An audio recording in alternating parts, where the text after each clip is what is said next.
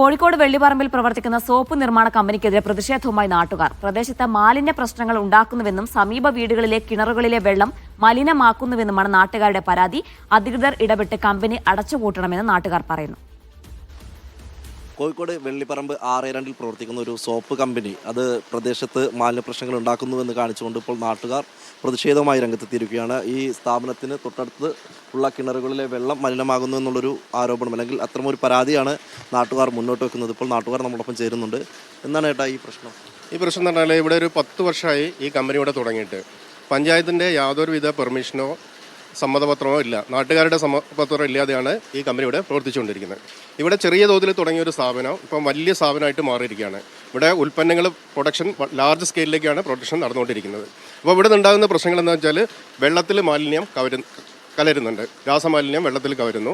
കൂടാതെ ഇതിൻ്റെ അതിരൂക്ഷമായ ഗന്ധം, ഈ സോപ്പ് ഉൽപ്പാദിപ്പിക്കുന്ന സമയത്ത് ഉണ്ടാകുന്ന ഗന്ധം, ആ മണം കാരണം ഈ തൊട്ടടുത്ത വീട്ടിലെ 2 ചെറിയ കുട്ടികൾ, ആ കുട്ടികൾ ശ്വാസതടസ്സവും പനിയും ചുമയൊക്കെയായിട്ട് കിടപ്പിലാണ്.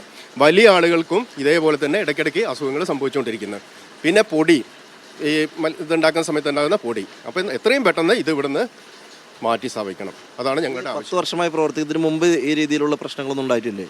പ്രശ്നം ഉണ്ടായിരുന്നു. എന്താ വെച്ചാൽ പിന്നെ ഇത് മെയിനായിട്ട് വലിയ സോപ്പ് ഉൽപ്പന്നം മാത്രമല്ല ഉള്ളത്. ഇത് പെനോയിൽ, ഈച്ച മരുന്ന്, പിന്നെ കീടനാശിനികൾ ഇതെല്ലാം ഉപയോഗിക്കുന്നുണ്ട്. പക്ഷേ ഈ ടാങ്കിൻ്റെ മുകളിൽ പിറകോട്ട് പോലും ലീക്ക് ചെയ്ത് വരുന്നുണ്ട്. അവിടെ പുല്ല് പോലും മുളച്ചില്ല. അവിടെ വന്നാൽ കാണാം, ഫോട്ടോ എടുത്താൽ കാണാൻ പറ്റും.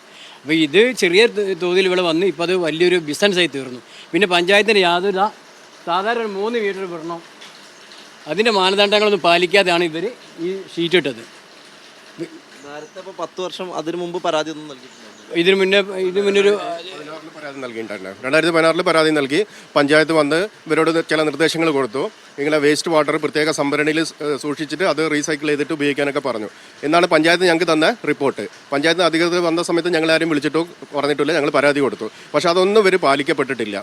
കുറച്ച് ധിക്കാരപരമായിട്ട് ഞങ്ങളത് നടത്തും, എന്ത് വന്നാലും നടത്തി കാണിക്കും എന്നുള്ള രീതിയിലാണ് ഇപ്പോൾ പെരുമാറിക്കൊണ്ടിരിക്കുന്നത്. ഇതിലാണ് നാട്ടുകാരുടെ ആക്ഷേപം വരുന്നത്. ഇപ്പോൾ സ്ത്രീകളും കുട്ടികളും അടക്കമുള്ള ആളുകൾ, ഈ പ്രദേശത്ത് താമസിക്കുന്നവരൊക്കെ തന്നെ ഈ സോപ്പ് കമ്പനിയിൽ എത്തിയിട്ടുണ്ട്. ചേച്ചി, ഇങ്ങനെ പ്രശ്നമുണ്ടോ അവിടെ? പ്രശ്നമുണ്ട്, പക്ഷെ ഭയങ്കര മണമാണ്. ഇങ്ങോട്ടൊക്കെ വരുമ്പോൾ ഭയങ്കര പ്രയാസമുണ്ട്. ഇപ്പോൾ വന്നപ്പോഴും ഞാൻ ഇവിടെ ഉള്ളിൽ കയറിയപ്പോഴാണ് അറിയണത്. ഭയങ്കര രൂക്ഷമായിട്ട് ഗന്ധമുണ്ട്, ചെറിയൊരു ഇതായിട്ടുണ്ട്. ഇപ്പോൾ ഈ പ്രശ്നമൊന്നും ഒഴിവാക്കിയിട്ട് നല്ലൊരു കാര്യമായിരുന്നു കേട്ടോ. ഈ സ്ഥാപനം ഇവിടെ പ്രവർത്തിക്കുന്നത് ഇവർക്ക് ബുദ്ധിമുട്ടുണ്ടാക്കുന്നു. അതുകൊണ്ട് തന്നെ അധികൃതർ ഇടപെട്ട് ഏതെങ്കിലും തരത്തിലുള്ള ഒരു പരിഹാരം കാണണമെന്ന ഒരു ആവശ്യമാണ് നാട്ടുകാർ മുന്നോട്ട് വെക്കുന്നത്. ഷബീർ ഖലീലിനൊപ്പം സലാം മുഹമ്മദ്, മീഡിയ 1, കോഴിക്കോട്.